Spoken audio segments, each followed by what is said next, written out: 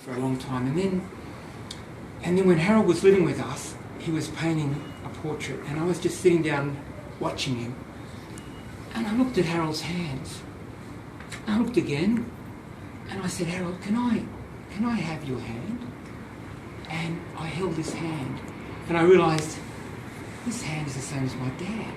It's exactly the same as my dad. I was holding Harold's hand, I was holding my dad's hand. It was beautiful. And I realised, I haven't got my dad's hands, I haven't got Harold's hands, but I realised, yes, there's a connection, but why was Harold so different? Why was it? I mean, we're pretty straight with me. I'm not like Harold all, but Dad says one thing that made Harold different is that when he was a kid, Harold was just so good at art, just so fantastic. In fact, this natural ability that Harold had, that he could see something and just draw it, he wasn't alone. Dad could do it, Uncle Reg could do it. They were just so good at this. And Harold was, like, they weren't all that rich, so Harold didn't like school, and they said, okay, Harold, out, get a job. And he became a sign writer. And this ability for Harold to draw and to make anything that he could see was just outstanding. So at a very early age, and Harold looked so young. Look at his photos now. He didn't have a line on his face at that age. Well, when he was 13 and 14, he looked probably 9. And there he was, out on the streets painting. And it was a sensation. And people would just flock around and just look at this little kid. And so Harold just got used to being, hey, I like this. And he became a performer, like just for the crowd. And at some point, Dad said because this was art, this was sign writing when there wasn't anything but art to paint. Dad said Harold was painting a nose which was probably two metres high. And he could do it, he could just, and then finish it, and then it was a huge face on the side of the building. So people would flock around, that's what they did. So he was always doing this performance right at the restart. But then I didn't know Harold very much at all, apart from these trips in, because Harold was here and there. And then, so he had this life, particularly this life at Griffith. And one thing, if you ever hear about, and it's a little bit in the book, McWilliams' champagne cellar. McWilliams had been very generous to me. But there's this champagne cellar, and it was painted in maybe the 60s. I've forgotten, but boy, when Harold talks about that, even Harold blushes. It was just something. I mean, of course it's full of nudes, and he said, well, I said, Harold, how'd you do all that? And he said, oh, I painted it from real life. and it's just so spectacular. But it's, if you get the chance, go and see that. So Harold came back into our life when he came back from Amsterdam in the early 80s, and this is a story about how Bob Brown came about that great painting in the National Portrait Gallery in Canberra. And he came and he stayed for, and we had a house at Leichhardt, and we always had a spare room. But I had housemates, and Harold would stay and then go and come back and stay. Anyway, after about one particular time, 83, my other housemates got together and they said, Phil, why don't we all put in for a one-way plane ticket for Harold down to Tasmania? There's a dam, the dam goes. Harold would really like that. Harold would love to go there. And I went, oh, okay, that's a great idea. Things went over my head. I didn't know, like Harold's. Remember, it was a one-way ticket. He's good, but he's a bit difficult to live with on a regular basis. So anyway, and Harold, so they said, Harold, you'd like to go to Tasmania? Yeah, there's lots of good things there. Yeah, I'll do that. So off he went, bought him a tent. and look what he did. So that's how random things happen. That was such a big part of his life. It was fantastic. And he came back and there were so many productive years following that trip, that great time. Because before he did that, he did Al Grasby the previous year for the Archibald, and he hung that. And when that painting of Bob Brown went in the Archibald, he didn't win, but you walked in, and what did you see? You saw the winner of that year. There it was, over there, maybe 3 or 4 people. Yeah, they were saying nice. And then there was like you, there was a massive amount of people in front of one painting over there, and of course it was Harold's. Just massive, you know, and there was Harold just loving it because he was such a great performer. And then he got that fabulous place in Riley Street. Now, if you knew Harold during that point, that was just the best thing that happened, and that was through a government department that just got people like Harold living in the inner city. And so he had some best years of his life just living in a terraced house in Riley Street, East Sydney.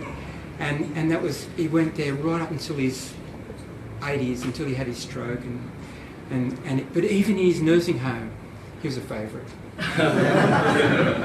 He was a favourite because he was just, he had that, he made everybody smile. I mean, even talking about him now, you can't help but smile. He brought happiness. He never complained. And he just gave people a sense of warmth. And there's one thing that probably he really wanted in life, and that was recognition. He knew he was good, we knew he was good, but because he held his paintings so close to himself, nobody saw them.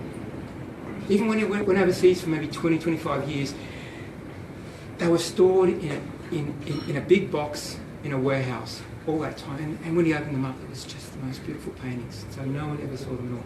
And it's only because of the work of Pinky, who recognised that from many years ago, that now we have such a great book.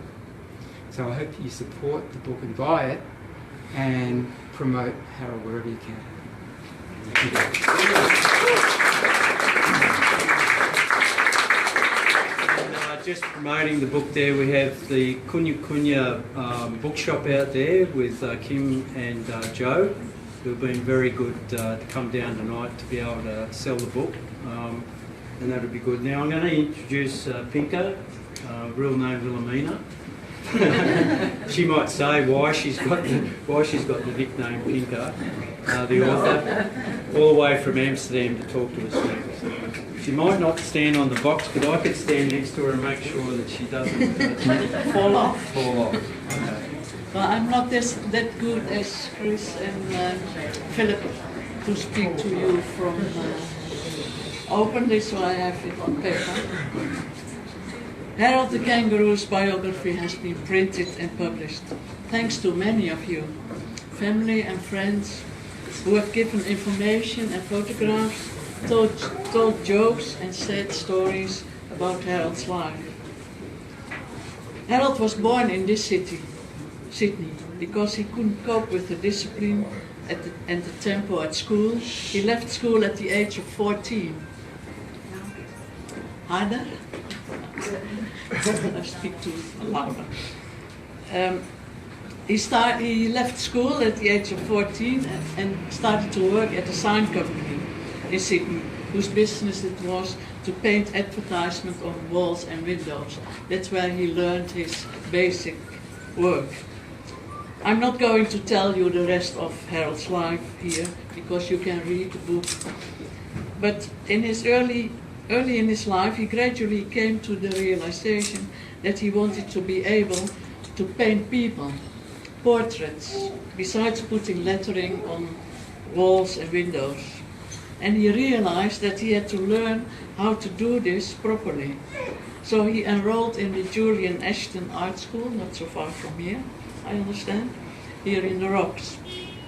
He had to attend evening classes because he had a job during the day.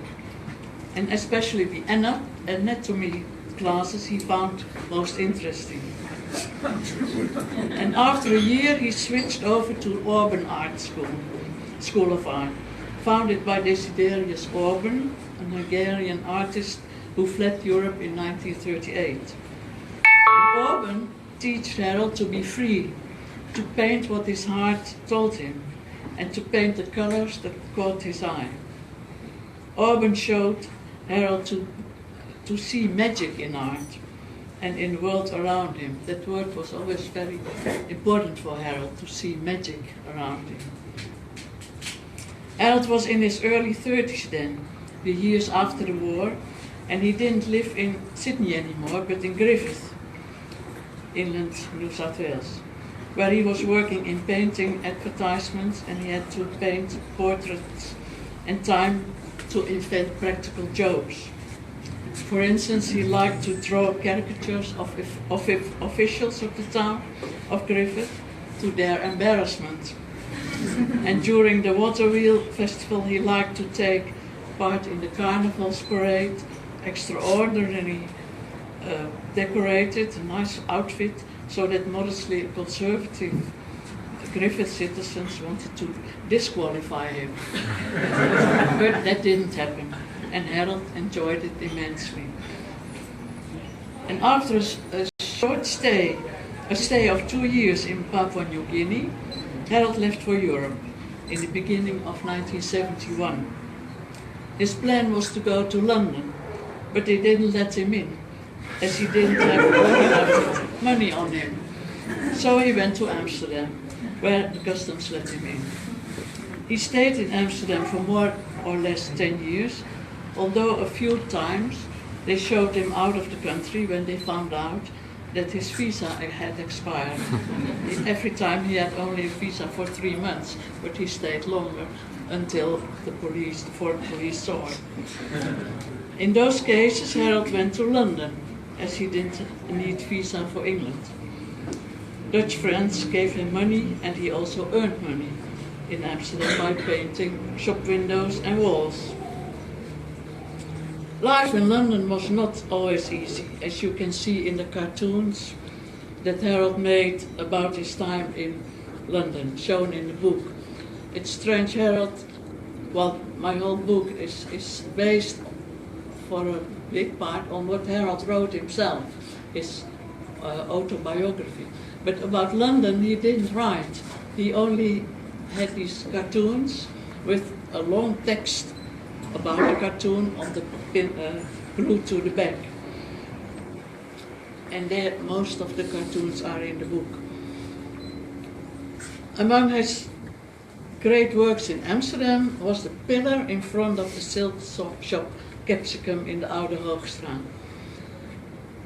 The painting on the pillar is not there anymore, sadly enough.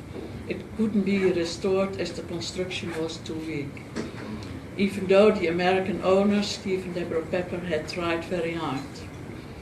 Another great work that isn't still there is the window of the large leather shop.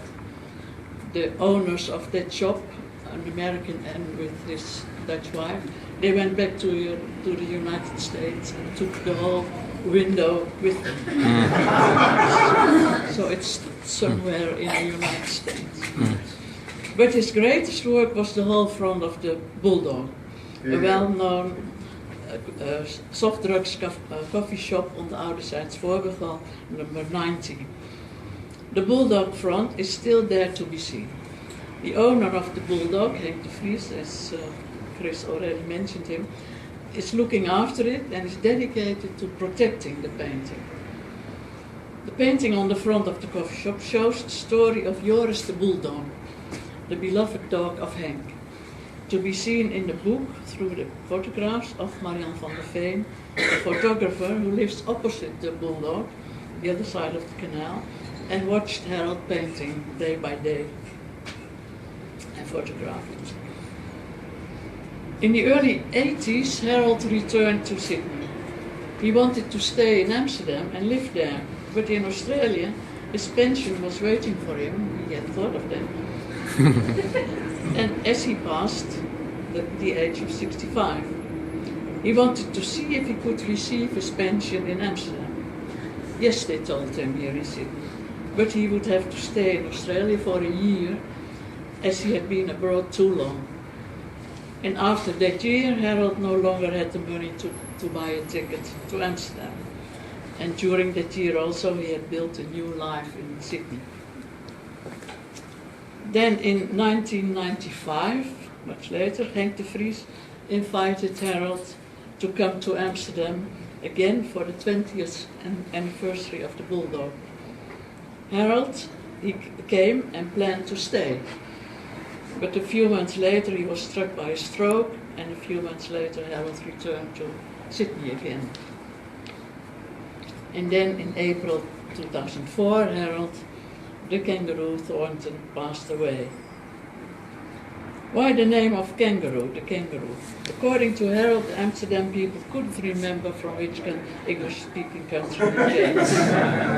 Then he said, you know about kangaroos? That's where I come from. Harold the Kangaroo Thornton. For the rest of his life, that name was stuck to him. Until today, Harold has been relying on Henk de Vries in Amsterdam, in the sense that at the end of his life, he sent all his paintings to Amsterdam, trusting that Henk would take care of his paintings. And Henk is still doing that, although paying for the storage. Henk and Harold were both outsiders, in a sense, and so they appreciated each other, the kangaroo and the bulldog. But Australia is Harold's homeland. His paintings are for a large part characteristic for Australia, and I think that his paintings should be here in Australia. So what about the next project? Bring Harold's paintings back. We have to think about it. Many visits during the years brought me to Australia, to meet family and friends, to stay in Harold's house in Riley Street when he was still there, and later to see him in Edina Hostel. He was not always happy there, as he regretted that he had sent all his paintings to the Netherlands. His dream was to have a museum there in Amsterdam, made possible by Henk de Vries. But this turned out to be not feasible, just a dream. Times had changed. Amsterdam was no longer the free and easy city as it was before in the time when Harold was there. A museum for an Australian artist was not feasible anymore, and maybe it had never been. But a full-swing biography about Harold was possible, and here it is, with one of his most iconic works on the cover. No, not this one, but the other.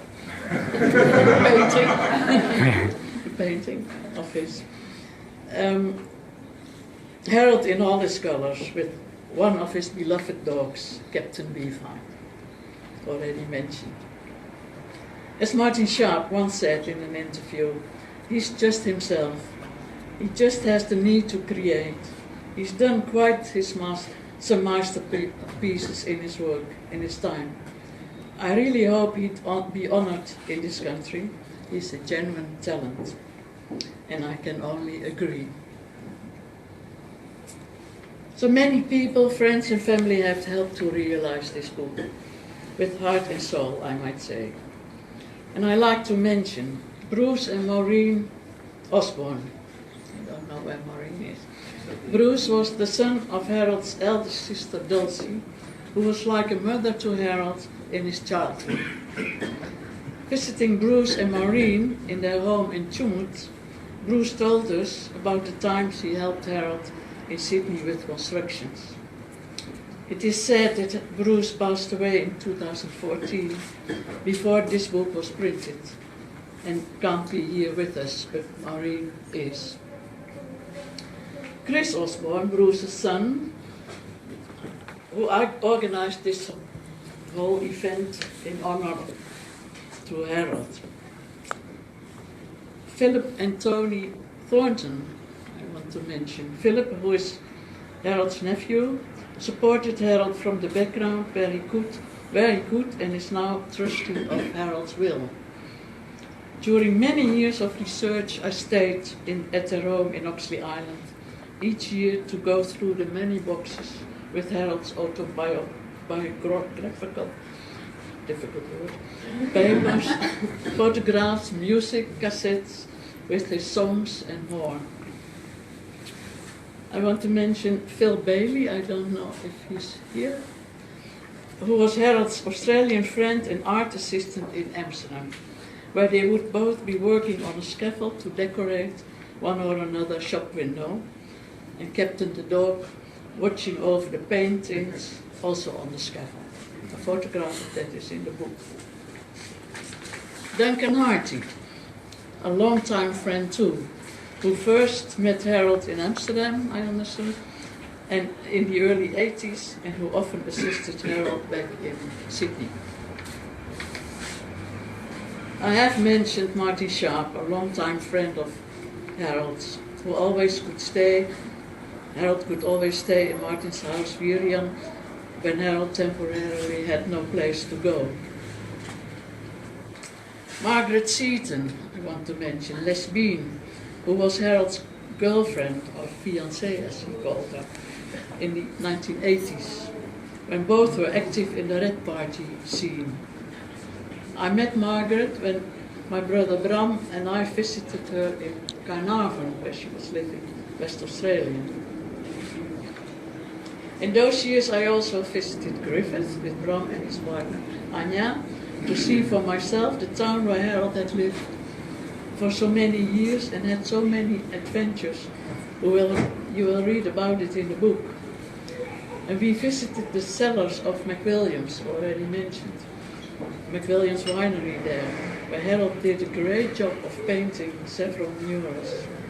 Something which not many people are aware of these days and probably have not seen it because they are closed. But if you ask, you can see them. In Griffith it was especially Ian Carter, a jeweler, who supported my research and introduced me to people from the old days who had known Harold in person and see him in all these carnivals. Ian brought us in contact with Tom Apolloni and his wife Velda, who started the first grocery supermarket in Griffith, and Harold was hired to decorate the grocery windows.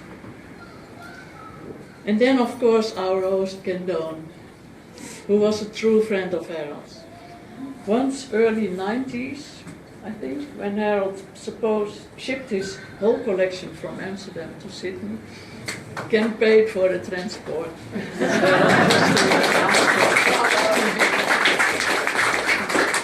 You might have got a bit of a shock at the bill there. Ken made the import of Harold's collection possible.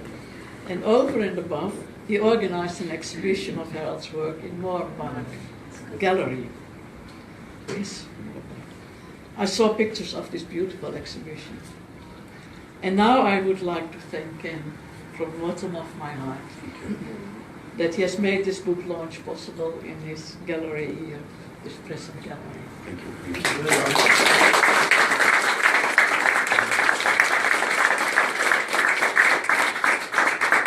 And last but not least, my brother Bram and his partner Anya, where in later years after Harold had passed away, I was always welcome to stay in their home in the Southern Highlands whenever I was in Australia for my research on Harold's life and art. There have been so many people who have helped me in this effort. I would like to thank them all. When I've not mentioned them, I'm sorry for them. I hope that you will enjoy this biography about a wonderful and exceptional man. Thank you.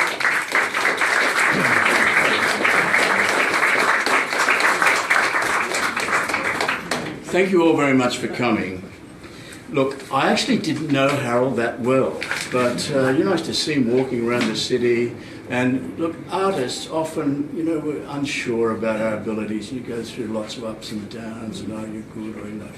World's greatest fucking living genius written on the back of his coat. I mean, this is a guy who knows what he's doing. And the great thing about Harold's work is that every single work, you know that he enjoyed doing it. And he looked like an artist. A lot of artists nowadays around the world, they look like bloody bank managers. Harold looked like an artist.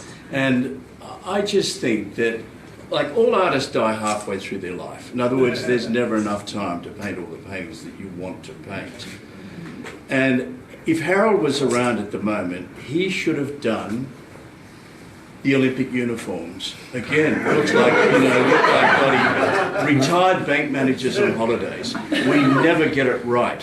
But a guy like Harold, if he had the chance to do the Olympic uniforms, would be absolutely fantastic. And he used to come and see me sometimes in the shop, and we talked about things. And when Martin Sharp called me and told me about the work in Amsterdam and, you know, would I bring it out, we were more than happy to do it. We were more than happy to have the exhibition.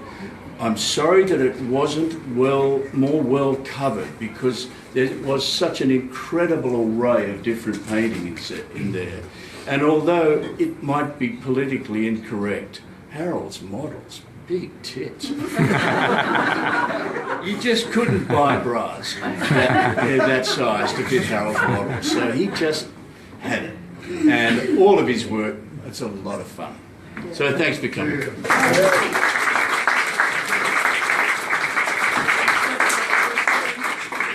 So, ladies and gents, as we said, we've got the Kinya Kunya bookshop out there with Harold's works.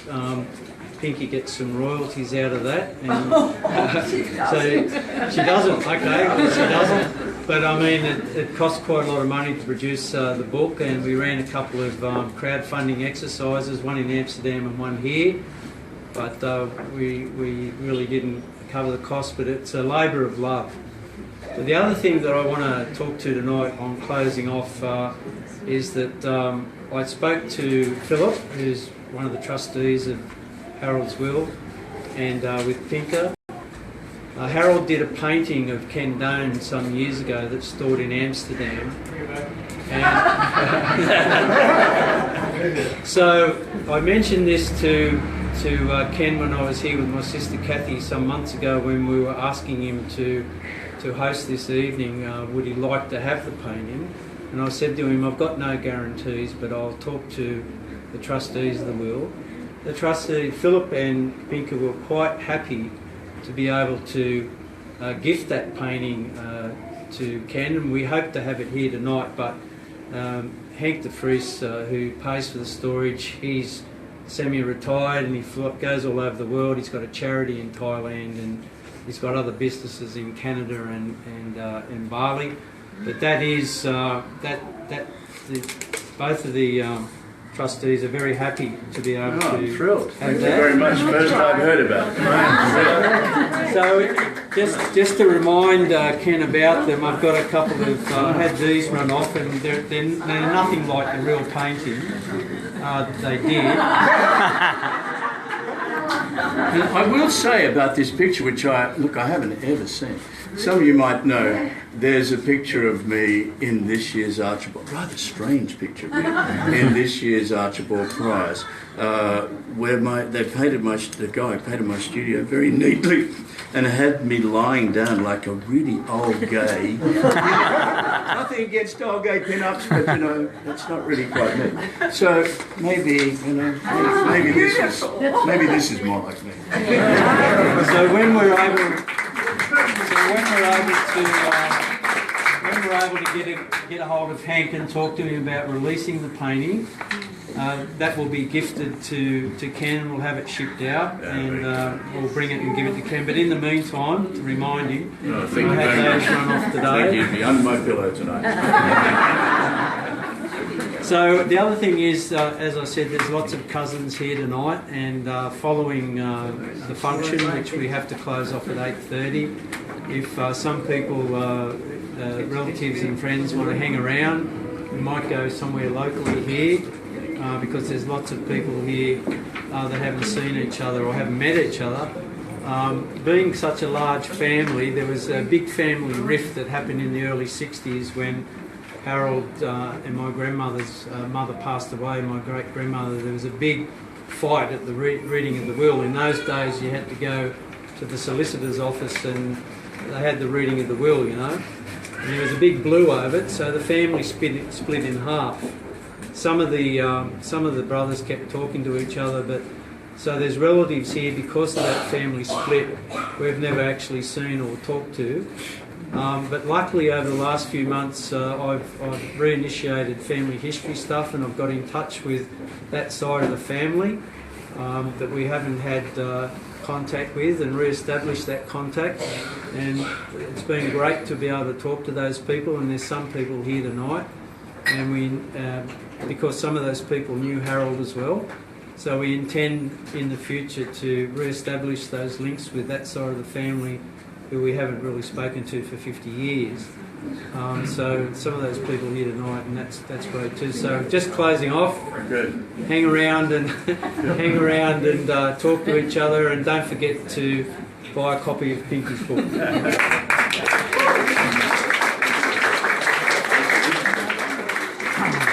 Just finish.